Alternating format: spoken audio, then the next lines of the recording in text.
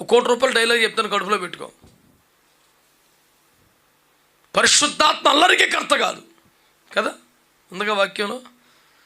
దానికి అనుబంధంగా ఒక మాట చెప్తాను, రాసుకో కడుపులో. పరిశుద్ధాత్మ నిశ్శబ్దంగా కూడా ఉండడు. ఆయన మౌనంగా ఉండడానికి వచ్చాడండి భూమి మీదకి. ఏం మాట్లాడతారు?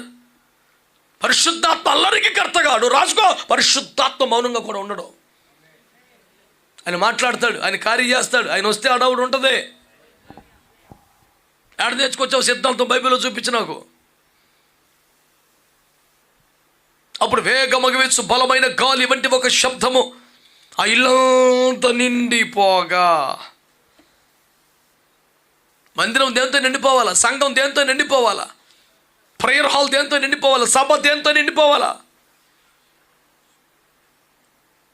అట్టహాసాలతో, ఆడంబరాలతో,